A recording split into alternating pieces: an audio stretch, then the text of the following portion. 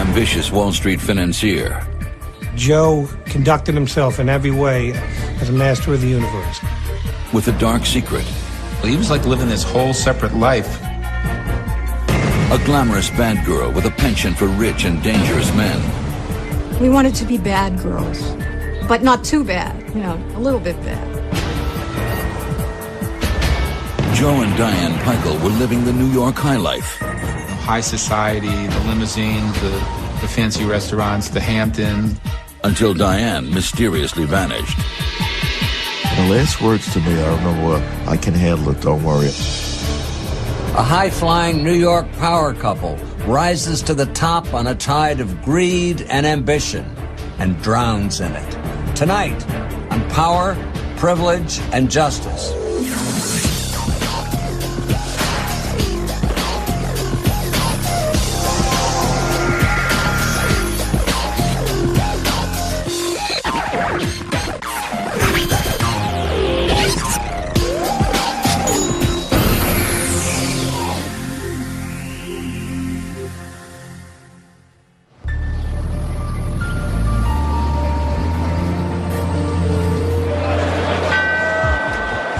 October 19th, 1987. The stock market crashes, killing the money-mad 80s in a single afternoon. 4 days later, Diane Pikul, beautiful, glamorous, and rich, is on her way to her summer home and another argument with her estranged husband, Joe. Before the week is out, her body will be found 250 miles away at the bottom of a drainage ditch along the New York State Thruway. Who had killed her? The answer would send a chill from Lower Manhattan all the way out to Long Island's trendy beach community, the Hamptons.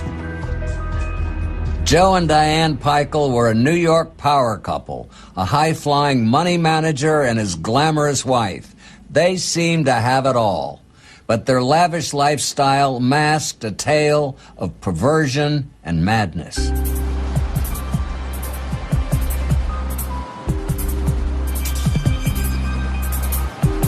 New York City, the capital of money, fashion, glamour, and success. People come from all over the world to try to make it in New York.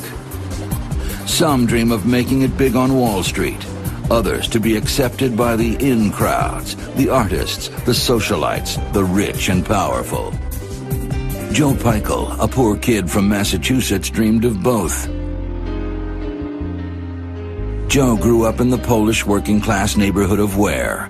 His father, a weaver at a local mill, drank and had a violent temper.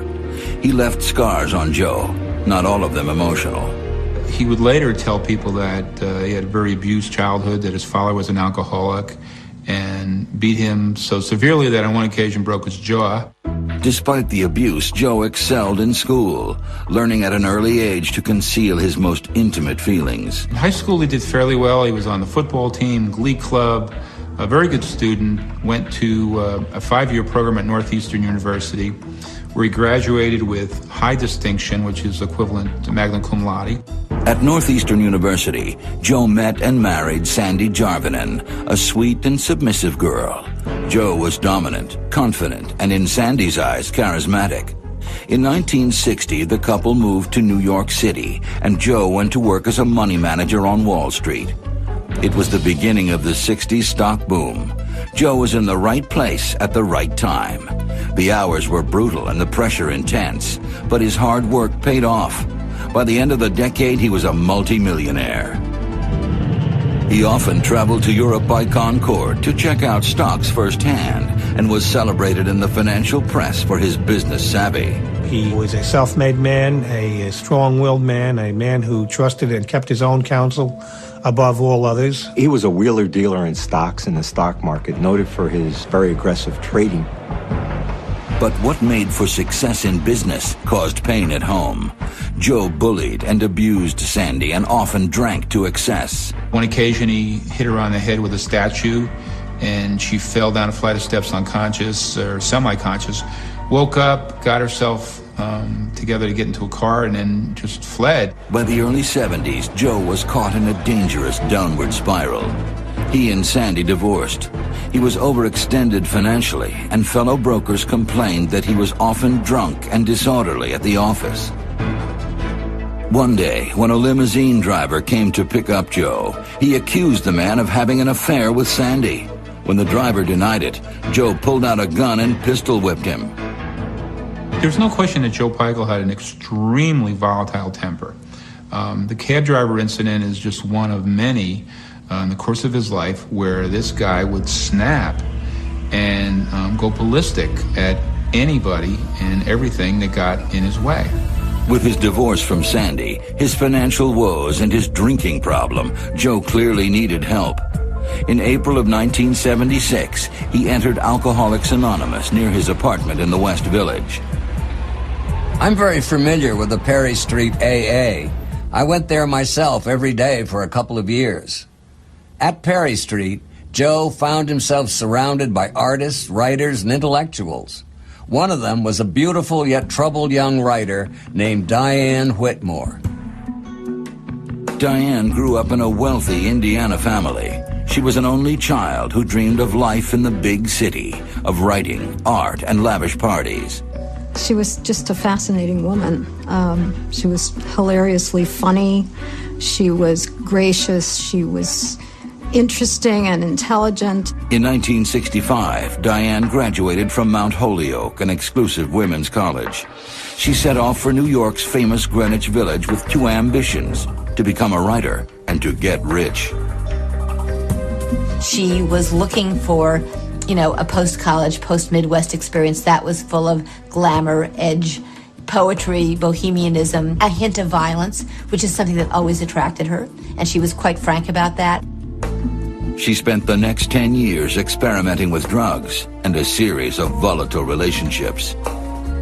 One of the things that drew Diane to men who were not good for her was that she wanted to do anything to change the script of the nice girl getting married, having children, living happily ever after.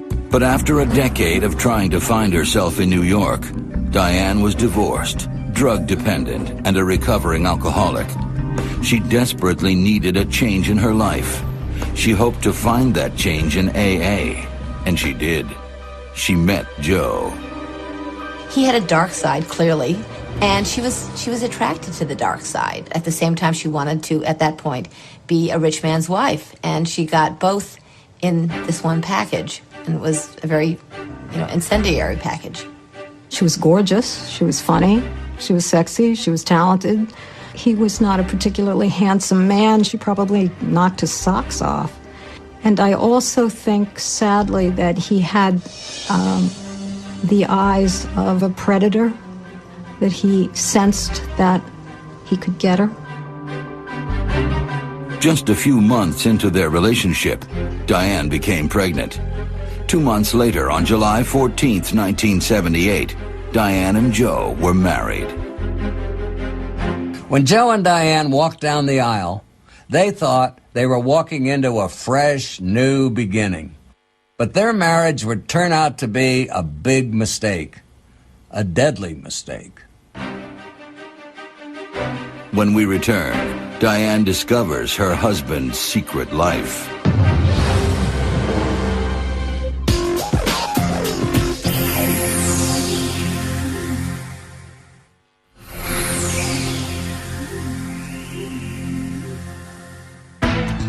By the early 1980s, Joe Pikul's fortunes were on the rise again. Diane stayed at home, caring for their daughter Claudia and infant son Blake. When they got married, they were both in recovery. They were both working very hard on themselves. They were very, very invested in being the very best parents that they could be. Joe adored the children. The family moved into an historic apartment in Greenwich Village. They wore designer clothes, had round-the-clock babysitters, and owned an expensive summer house in the Hamptons. The Hamptons had long been the exclusive domain of old money families and potato farmers. But let's face it, new money always wants to be where old money is. And by the 80s, the Hamptons were an irresistible draw for people like Joe and Diane Pikul.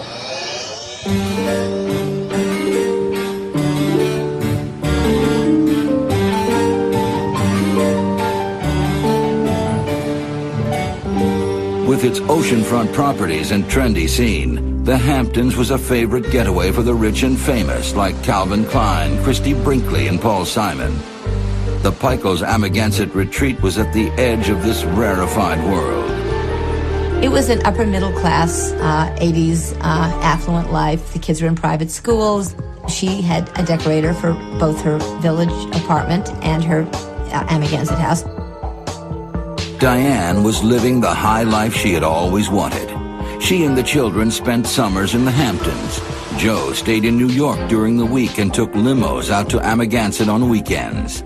To an outsider, it looked like the Pikuls had the perfect life. They were the couple who had everything. And I think everybody assumed that it would go uphill from there. But the joyride would soon come to an end. Joe's dark side, his volatile temper, and his sense of superiority would soon reveal itself. Joe truly felt above the rules of society and was an utterly headstrong individual and conducted himself in every way as a master of the universe, as a person above it all. As with his first wife, Sandy, Joe wanted to completely control and dominate Diane's life. But Diane wasn't like Sandy. Diane was a very feisty woman. It was a relationship where two people were edgy and they were looking to bring that out in the other. It's hard for a woman to win in a relationship like that, but she was not a doormat. He would throw the ball at her and she'd throw it right back at him, and their fights would escalate. Joe's most vicious tirades usually had to do with the way he thought Diane was raising their children. He felt that she spent too much time away from the home and that she would use babysitters, a lot of daycare. He thought she was an unattentive mother.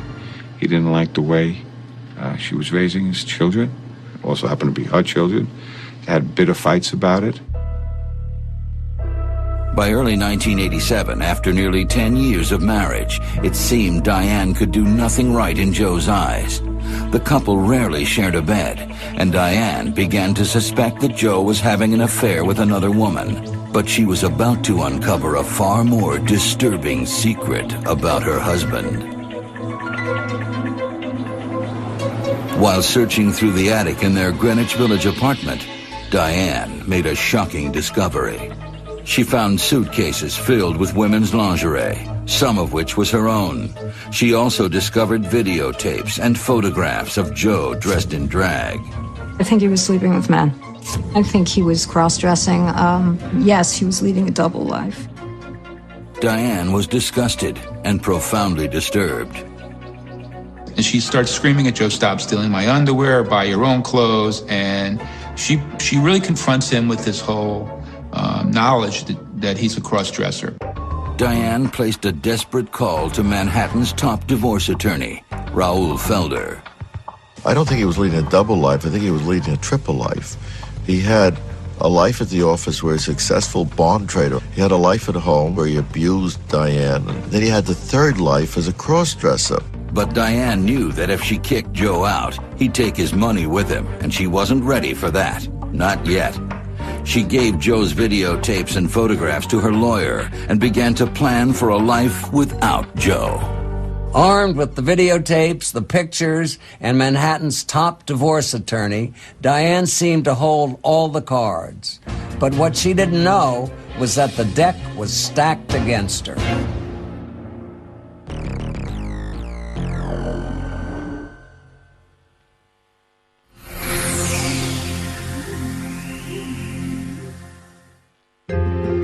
In October of 1987, multimillionaire Wall Street tycoon Joe Pikul and his wife Diane were on the brink of disaster. Diane had discovered her husband's secret life, and Joe claimed she was an unfit mother who neglected her kids. Most wives would have walked out on Joe right then and there. But Diane didn't. It would prove to be a fatal mistake. While Diane tried to keep the marriage together, Joe secretly began recording their arguments and hired a private detective to spy on her. We would go out to dinner, and there'd be somebody sitting at the table across the way watching us. And Diane would say, "That's the detective." Meanwhile, Joe was becoming even more eccentric. He rented a secret apartment in Battery Park City and filled it with women's clothing and lingerie.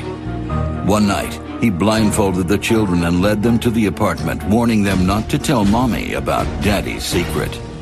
The thing that triggered and set off alarm bells in my head was blindfolding children and taking them to another location. And that's when I told her, let me get you an order of protection, let's kick him out. Frightened but determined not to leave Joe until she was sure she could make it on her own, Diane took a job as an assistant at Harper's Magazine. It was a sort of a glamorous job. At Harper's, she was seen as the sort of wonderful, glamorous personality that she was, and at home, she was being abused. So it was an escape for her. Diane also enrolled in a creative writing class and began writing short stories. She wanted to improve herself. She wanted some self-worth. She felt that for too long her only purpose in life had been to serve Joe. But seeing his wife develop an independent life outside his orbit made Joe even angrier. Joe didn't like her working. Joe wanted her to be there every minute, like on call 24 hours a day. Just when it seemed like things couldn't get any worse, on Monday, October 19th, 1987, the stock market crashed. It was the biggest single-day point drop since the Great Depression. As his marriage is unraveling, his personal life is unraveling, Black Monday hits the stock market. And he loses so much money that he knows he's dead, he's gone. 3 days later, Joe met with his ex-wife Sandy at the World Trade Center's Windows on the World restaurant. He asked her to become the legal guardian of his children if anything should happen to him, or if Diane were to have an accident. At the same time, Diane was making plans to leave Joe and take the children with her. She was doing everything she could to get out. She was looking for another place to live. She had done all the things that you're supposed to do when you're in that kind of situation. She had money put away. She had bags at friends' houses. She knew about the shelters. Joe and Diane both knew their marriage was broken beyond repair. So that Friday they drove to Amagansett in separate cars with a plan to divide up their belongings before putting their summer house up for sale. We were supposed to have dinner that night. And I called her up that afternoon. And I said, are we going out to dinner? And she said, no. And she told me that, she was going out to Amagansett so that she and Joe could divide up property. And I remember thinking, what? They were going out to settle up their affairs. And it was one of those situations where she clearly should not have gone. I remember walking out of the hall, following her, basically being a nuisance, and her last words to me were, don't worry, I can handle it. In a movie, this is where you'd shout out, don't go in that room. But it wasn't a movie, and no one would be able to save Diane Pikul. After Joe and the children got to the house in Amagansett, Joe put the kids to bed. When she finally pulled into the driveway at 1 a.m., Joe was waiting. The next morning, when the children asked where their mother was, Joe explained that Mommy and Daddy had fought and Diane had disappeared. He told them that they were going on a road trip upstate. He rushed them into the front of the family station wagon. In the back of the car was a large and mysterious bundle. First stop, the Amagansett hardware store. What he asked for was like rope, wheelbarrow. He bought a shovel, he bought tarps, he bought trash bags, cleaning supplies. Joe paid the bill, nearly $400, and went next door to buy 12 bags of ice, refusing to let anyone near the station wagon. I wanted to put all the merchandise that he bought into the car, and he was like livid that do not put this in my car. I don't want you putting anything in my car. Just put it outside the car. With the car fully loaded, Joe and the children headed upstate. On the way, Joe called an old college friend to ask him for a favor. where he reaches out to his college roommate, hasn't seen the guy for more than a decade, and says, "Can you watch my kids for the weekend?" After driving 150 miles north to drop off his kids at his friend's house in upstate New York, Joe drove another 200 miles to his ex-wife Sandy's house near Boston. When he finally arrived at 4 in the morning, Joe, acting crazed and desperate, told Sandy he had something to bury. At first she thought this was some sort of financial transaction and he just needed to hide something. Then he said, "No, I really want to bury it in your backyard." As the conversation goes on, it becomes more clear to Sandy that he's talking about burying Diane. Joe admitted to Sandy that he had killed Diane and that her body was in the car. When Sandy refused to help him, he headed back to Manhattan. Joe Pikul had now spun completely out of control. I mean, this was a man who was once celebrated as a Wall Street whiz kid, and now he's asking his first wife if he can bury his second wife's body in her backyard. What's next?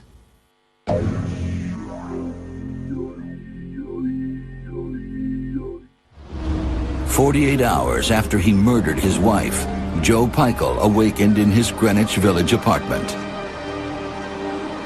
This was definitely not going to be a typical Monday morning for Joe Pikul. Instead of putting on an expensive Italian suit and going to his Wall Street office, Joe was now nothing more than a murderer on the run. Joe's children were still upstate with his college friend, and his wife's body was still in his car, parked on a side street just around the corner.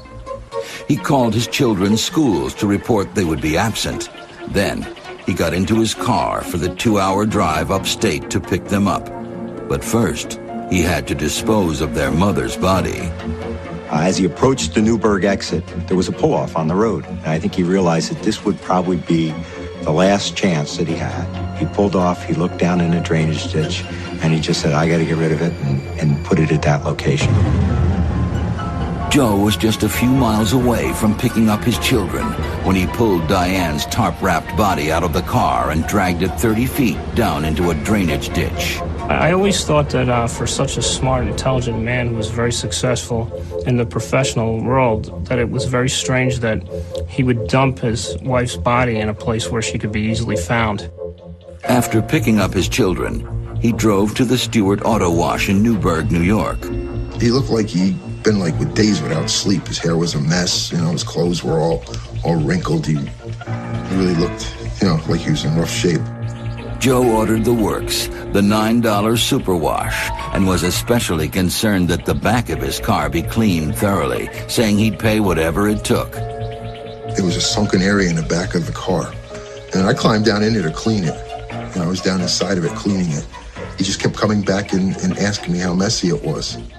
While his car was being cleaned, Joe told anyone who would listen about the fight with his wife. And he started telling me how his wife had left him and that she ran off with her lover and he found condoms under the bed. And then he just had to get away for a while, so he took the 2 kids and they just took off upstate. When Joe and the kids finally left nearly 3 hours later, workers at the car wash checked the dumpster where Joe had thrown a number of items away. They found a knife. They found a lot of women's clothing, large size clothing. And they found high heels that they had to be size 11 in men's. That's how big they were. They thought the situation was strange enough to notify the local police, who came to the car wash at once. As soon as I seen the knife and the rope and the women's clothing, I became very suspicious. He threw away a picture of his children. And to me, I have a son of my own with the blonde hair and the blue eyes. And that just bothered me for a minute. Why would you throw away that? It had now been 2 days since anyone had heard from Diane Pikul. Her friends suspected the worst. The minute that I heard that she had not gone to work on Monday, I knew she was dead. I knew it, and I knew he had killed her. At 10 a.m., Bill Glynn of the New York City Police Department received a call from one of Diane's co-workers at Harper's Magazine. She kept insisting that she was very, very concerned about Diane's safety. Her concern was that Diane was being held captive in the basement out in the house that they owned out in Amagansett, Long Island. But not long afterward, Glenn got a call from Joe Pikul, playing the role of the concerned husband. I just wanted to let you know, he said, I had an argument with my wife, he said, out in Amagansett, Long Island. He said he was looking for his kid's shoes under the bed, and he found a condom under the bed, and the condom didn't belong to him. So he confronted his wife about it. They had a verbal altercation, and she walked out the door. And she never returned. Joe promised to call Glenn if Diane didn't show up by nightfall. The police then decided to set a trap for Joe. He got a call from someone claiming to have found his credit cards in a dumpster at a car wash in Newburgh. The caller, who identified himself as John Clancy, was actually Newburgh detective John Smith. In the beginning, he was fine until I started mentioning credit cards, wallet, things of that nature. He became very, very nervous, started stammering. I thought he sounded like he had marbles in his mouth. Joe sent his limo driver to pick up the credit cards in Newburgh, but when he got there was no John Clancy waiting. By this time, the Newburgh police had traced the credit card address to Manhattan's Greenwich Village. They alerted the NYPD. I says, I don't know what's going on here, but I explained to him that I was going over to meet this fella. Around midnight, Detective Glenn headed over to Joe's apartment to take a missing persons report. Pikul struck me as a little strange here. I felt at that time he was trying to cover something up, but I didn't know what. I said, well, are you concerned that, you haven't seen her in 24 hours? And he said, nah, she's done this before. He says she'll eventually show up. The next day, the New York State Police searched Joe and Diane's home in the Hamptons. Right next to the residence was a cemetery. Our first thought was that she could possibly be buried there. So while we searched the inside of the residence, we used dogs and we did a foot search of the cemetery to see if there was any recently disturbed earth. The cemetery search came up empty. But at the house, they found something that seemed to back up Joe's story. Our ID section did find a condom under the bed and secured that as evidence. But the next day, the police got a call from maintenance workers on the New York State Thruway in Newburgh. I received a call from the barracks saying that there was a body on the thruway, that there was a dead female discovered alongside the thruway at milepost 56.5. It didn't take police long to identify the body as that of Diane Pikul.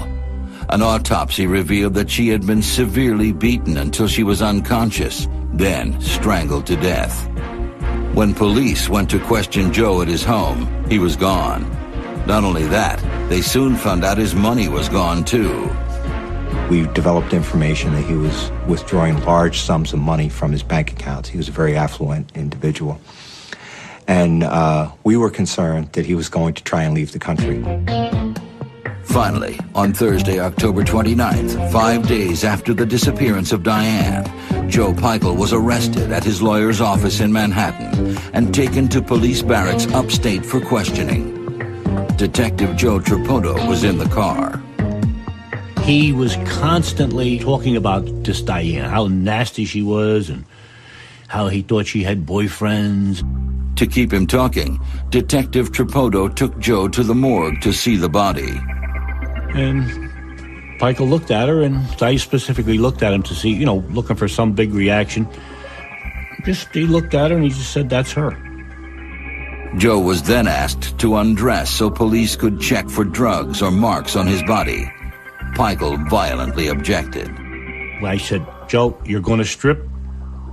We want you to take your clothes off, and if you're not going to take them off, we're going to take them off you." So he said, "Okay." And he took his clothes off, and as he took his clothes off, we seen why he was reluctant to take his clothes off. And he had a woman's bra, he had pantyhose, and woman's panties on. When Tripotto noticed cuts and scratches on his side and hand, Joe was ready with an explanation. He said he did it with the kids, playing with the kids. By now it was late. Joe was tired. At midnight, Tripotto asked his final question. I asked him, how'd you do it? And he actually put his hand just like this as to choke. And I said, you choked her? And he said, he shook his head, yes. Now, 6 days after strangling his wife, Joe Pikul, millionaire stockbroker, was officially charged with murder. Bail was set at $350,000. If convicted, he could face 25 years to life in prison. In most cases where an abusive husband kills his wife, he doesn't have $350,000 to get himself out on bail. But Joe, of course, did. And he planned on spending a lot more to ensure he never went back to jail. When we return, Joe Pikul is put on trial before a small-town jury for the murder of his wife, Diane.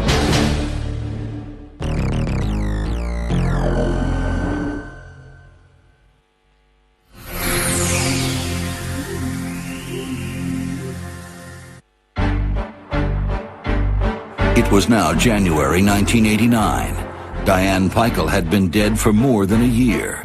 Although her husband Joe admitted to police he strangled her, he claimed it was in self-defense. To handle his case, Pikul hired high-profile New York defense attorneys Stephen Worth and Ron Beckoff. This was going to be a very interesting trial indeed. It was Joe's word and his money against the state's evidence. And to make matters more bizarre, Joe had remarried. His new wife was a Manhattan fashion designer named Mary Bain.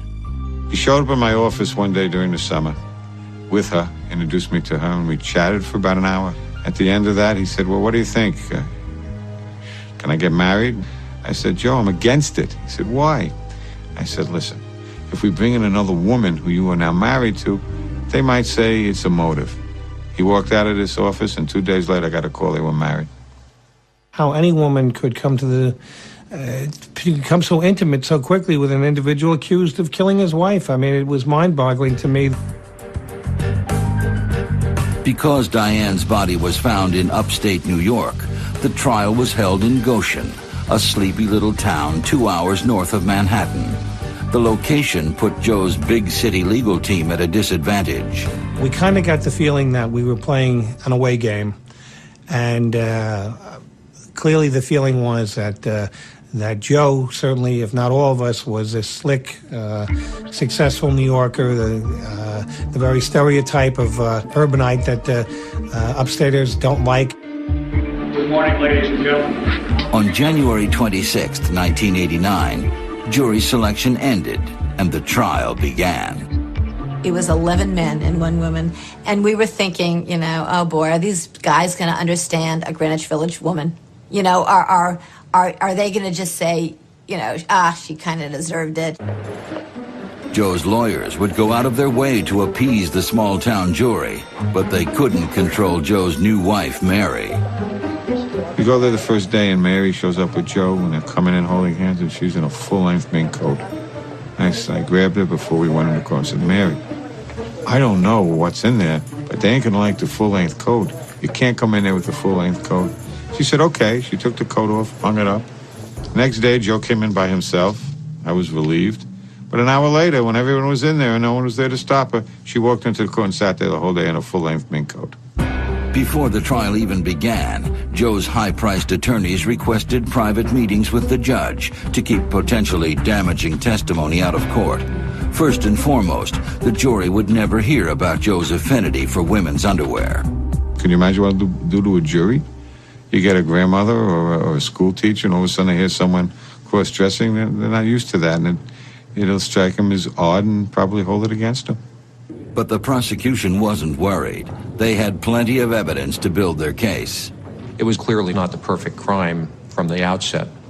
We wanted to present everything that was said by Pikul to the jury in order to paint the full picture of what happened. In their opening statement, the prosecution took the jury back to the early morning hours of October 24th, 1987, when Diane arrived at the couple's vacation home in the Hamptons. He had confronted Diane Pikul, accused her essentially of having an affair or cheating on him. He said that she in turn was raising her voice to him and that he lost control and choked her to death. On the witness stand, Detective Tripotto described the chilling moment when Joe confessed to strangling his wife. He looked at me and he took his hands and he went exactly like that. I said to Mr. Pikul, I said, "You choked her." He shook his head, yes. I looked at him for a reaction, and he looked at me as if to saying, well, that's what happened. Prosecutors then presented evidence showing that after he killed her, Joe put Diane's body in the car and drove it to Little Albert's Landing, a nearby beach where he tried to bury her but couldn't. Frustrated, he left her there overnight. They claimed he came back the next morning, wrapped his dead wife in canvas, put her body in the station wagon, and began his journey upstate with his 2 young children. He had a 4-year-old and an 8-year-old, and we believe they took an extended trip from Amagansett down on Long Island to New Windsor, which is at least a 3.5-hour trip, with the body inside the vehicle. Methodically, the prosecution presented the rest of their evidence. Diane's belongings at the bottom of a car wash dumpster. Her body found along the highway just 5 minutes away. The beating Diane suffered before being strangled. The prosecution was confident they had an airtight case. We had a statement from the defendant that, in fact, he had choked his wife, and we had very strong circumstantial evidence to establish a motive. But throughout the trial, Joe seemed strangely unconcerned. The prosecution couldn't help but wonder what his lawyers had up their sleeve. They would soon find out. The defense planned to call Joe himself to the stand to testify on his own behalf. In a murder trial, putting the accused on the stand is a risky move, and most defense attorneys flat out refuse to do it. Putting Joe Pikul on the stand would prove to be riskier than anyone could have imagined.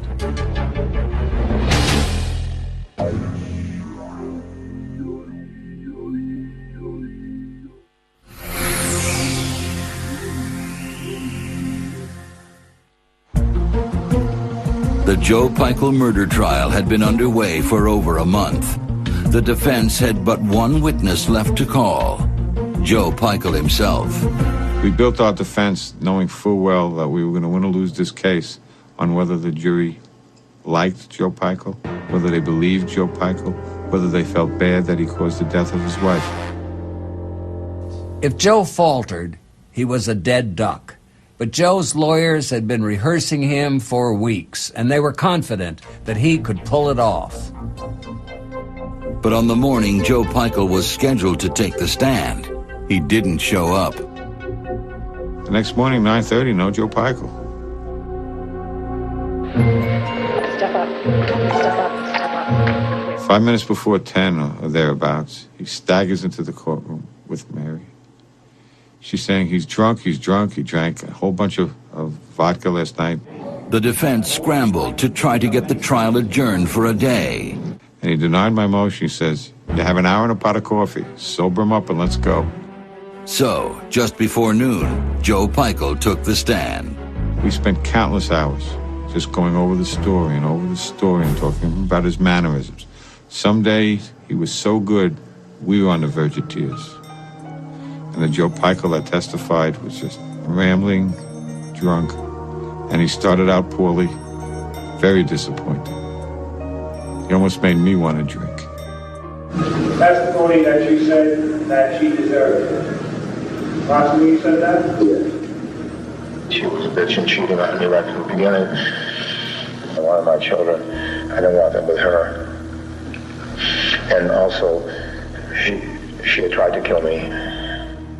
When he testified at the murder trial, it was a ridiculous. I forget exactly what the defense was, but it was, she came at me, it was an accident. It was a very worked out. These two attorneys must have really worked very hard to figure out how this could have looked like an accident.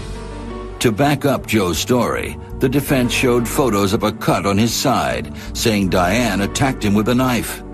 This was the same cut that Joe initially told police he'd gotten while playing with his kids. The most startling thing about Joe's story was that it just was so preposterous that it was like no one could imagine the jury buying this thing. I think at that point everyone just figured this guy's sunk. I don't think the jurors bought it for a minute. If there was nothing else that pointed towards his guilt, I think that would have done it. Because it was just, he was obviously lying. The very next day, the jury announced they had reached a verdict. We were playing hearts in the jury room, and we got word there was a verdict. We went back there. I looked at him, and he said, "Good luck." I said, "Me? Good luck to you, Joe." Does the jury find the defendant guilty of murder in the second degree? We do. Is that a unanimous verdict? Unanimous verdict. They found him guilty. He went like this. I lean over and he whispered and he says, "I'm sorry. I messed up. I shouldn't have drank." I think he was shocked. I think he was living in his own world. He never expected it. But Joe was not ready to give up. A few days after the verdict, Joe's new wife, Mary, brought his attorney an audio tape of an argument between Joe and Diane. The tape was of Diane Pikul, the deceased, telling Joe, "I don't care. I'm going to kill you. I'm going to stab you with a kitchen knife, and I don't care if I go to jail or not." Well, I just finished trying a justification, self-defense, where we were saying she came at us with a kitchen knife, and now I'm getting her voice saying she was going to do it. I was beside myself. I went and I told the judge, and he said, "What are you going to do?" I said, "I'm going to make a motion to set aside the verdict." He said, "Okay, you can do that." But Beckhoff never got the chance to file the appeal. On June 2nd, 1989, Joe collapsed in his jail cell. As I was preparing the motion, I get a call. "Joe Pikul's dead." I thought it was a joke. He said, "You're very funny." I called up there, and sure enough, he died in the Orange County Jail. An autopsy revealed that Joe Pikul had died of complications related to AIDS. Ironically, his death enabled his attorneys to clear his name. In New York State, if you die before you are sentenced, the conviction is vacated. Because he hadn't been sentenced and the appeal process hadn't been exhausted, technically, he wasn't convicted of the murder. After a funeral at St. Joseph's Catholic Church in Greenwich Village, Joe was buried in an unmarked grave in the cemetery next to the Amagansett house where he killed Diane. 6 months later, his conviction was officially erased from his records. In the eyes of the law, Joe had become an innocent man. Despite all the money he spent on his defense, it was Joe's death that secured his innocence. As far as New York State is concerned, he died with a spotless record. But Joe Pikul is not an innocent man. He brutally murdered the mother of his children, and somewhere, perhaps, he's paying for it. For Court TV, I'm Dominic Dunn.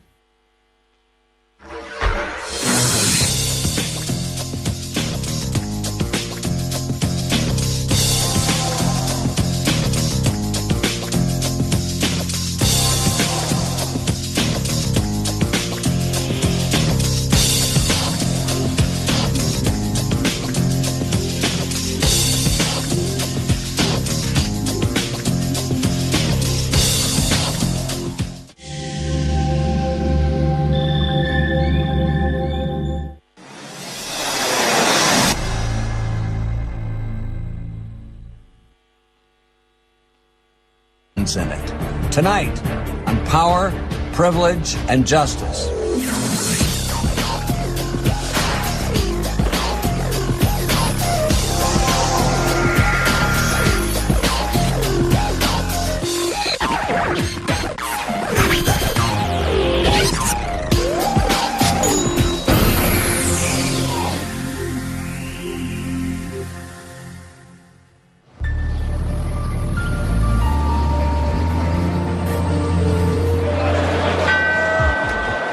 October 19th, 1987. The stock market crashes, killing the money-mad 80s in a single afternoon. 4 days later, Diane Pikul, beautiful, glamorous, and rich, is on her way to her summer home, and another argument with her estranged husband, Joe. Graduated with high distinction, which is equivalent to magna cum laude. At Northeastern University, Joe met and married Sandy Jarvinen, a sweet and submissive girl. Joe was dominant, confident, and in Sandy's eyes, charismatic. In 1960, the couple moved to New York City, and Joe went to work as a money manager on Wall Street. It was the beginning of the 60s stock boom. Joe was in the right place at the right time. The hours were brutal and the pressure intense, but his hard work paid off. By the end of the decade, he was a multi-millionaire. He often traveled to Europe by Concorde to check out stocks firsthand and was celebrated in the financial press for his business savvy. He was a self-made man, a strong-willed man, a man who trusted and kept his own counsel above all others. He was a real...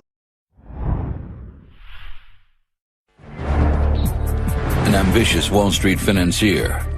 Joe conducted himself in every way as a master of the universe. With a dark secret. He was like living this whole separate life. A glamorous bad girl with a penchant for rich and dangerous men.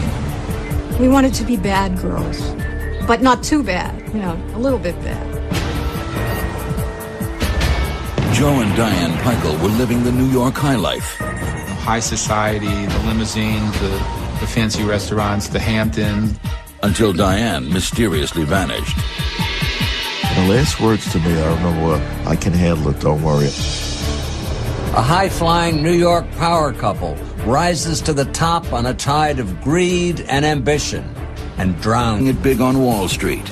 Others to be accepted by the in crowds, the artists, the socialites, the rich and powerful. Joe Pikul, a poor kid from Massachusetts, dreamed of both.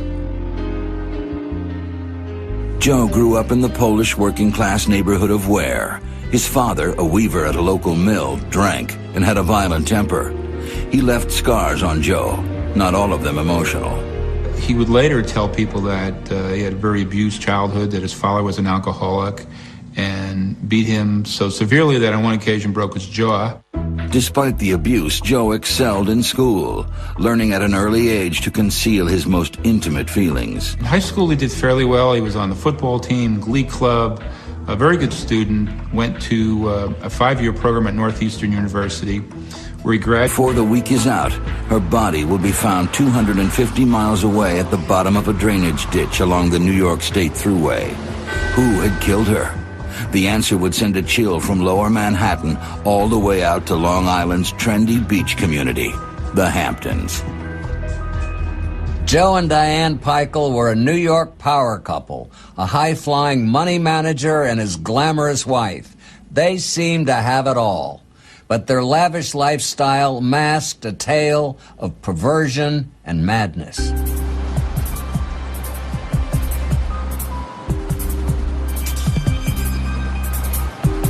New York City, the capital of money, fashion, glamour, and success. People come from all over the world to try to make it in New York. Some dream of making